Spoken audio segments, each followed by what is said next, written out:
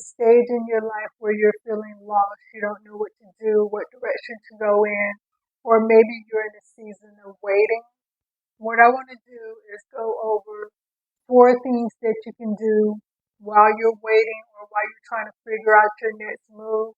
So you're not just being idle, you're not just being non-productive, you're doing something that's going to help benefit you as you continue to move forward in life. And one is work on your mental health. See a counselor, go to therapy, speak to someone, because a lot of times we are dealing with our past. We are dealing with things that happened to us in the past, dysfunction, growing up in dysfunctional household, dysfunctional environment, or being around toxic people, or you may currently find yourself in that situation. And so, unfortunately, when you're growing up in those environments, a lot of times you don't have positive influence, people feeding into you, telling you the right way to go, the right things to do, or to help motivate you or figure out what you need to do in life. So you're kind of stuck and you have to try to figure that out yourself. So one of the things by going to counseling that can help you do is work through those issues that you may have, and also kind of help you figure out what direction you want to go in life. Everybody need a mentor, but unfortunately sometimes there's no mentor that you can go to or no mentor in your life. So a counselor can kind of be a mentor that's going to help guide you and keep you on the right path. And also with the counselor, they will also help you look outside of yourself, because a lot of times when you're in a situation where a hurt been piled on you, you've been mistreated, abused, lied to, betrayed, it can kind of make you feel inward. It can kind of shut you off from people. And what a counselor will also help you do is kind of get outside of yourself and see things from other people's perspective, and help you kind of learn how to maneuver and don't make everything about you. It's like if a person is having a bad attitude, because you may have grown up in a situation where the person had a bad attitude and they made it feel like it was your fault.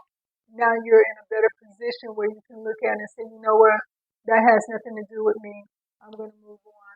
And it also helps you move away from toxic situations quicker than you may have been doing in the past.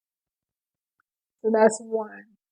The second thing would be to seek knowledge and wisdom. You always want to know more than you currently know now. And you can do that by reading books. You can do that by going to plays, going to museums, going to look at art. You want to do something that you don't normally do, and that will help stimulate your brain. You want to step outside of your comfort zone, step outside of your box, more or less step outside of the environment that you have been in and that you're conditioned to being in.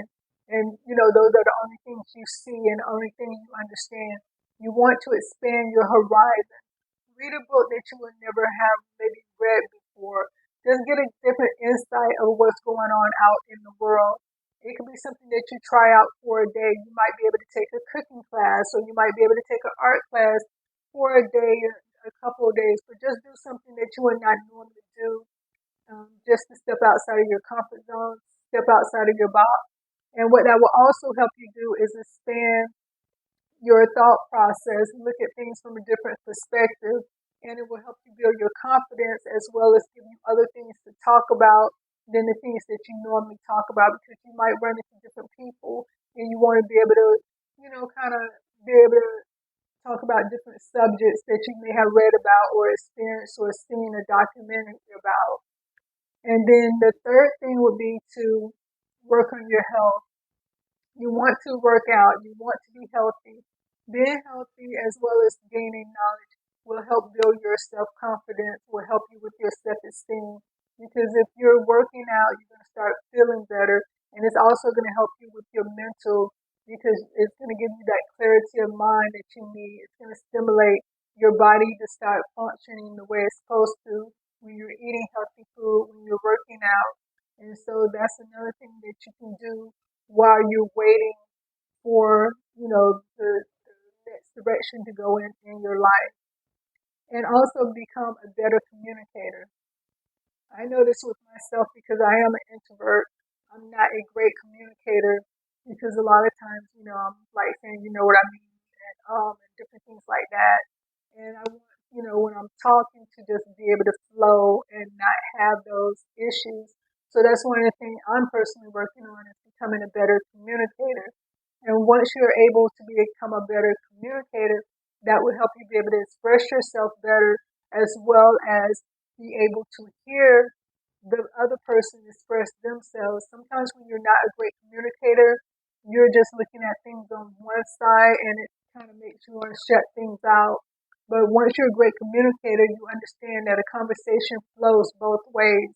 It's not one way. It's, let me give you my point, my idea, my suggestion, and then I will listen to what you have to say, and then maybe we can meet in the middle, or we can agree not to, we can agree to disagree. But communication is not only talking, but it's also being a good listener. And once you have all these things, you're working on these things because you don't want to be in a situation where all of a sudden they're like, hey, we want you, hey, we need you, and you're feeling lost. You're not feeling like you're capable of doing that job or you're not capable of being in that position. So that's why while you're waiting, just don't be idle. Do something productive that's going to make you a better person, a better communicator. You're working on your issues that may have came from the past.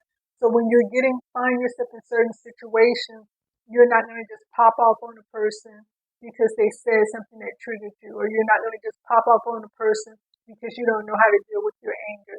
You're going to be around different people, and you're going to be around other people who have issues. So the only person you can control in that situation is yourself. So that's why it's important while waiting to work on yourself, to do things that you can do to improve your skills, become a better listener, become a better communicator, gain more knowledge through reading, through writing, through understanding, just different things that you can do to help yourself become better. So when you are out there, when you move to the next level in your life, you're not feeling scared. You're not feeling vulnerable. You're feeling that, yes, I am prepared for the next move in my life. So that's basically all I want to say. Peace.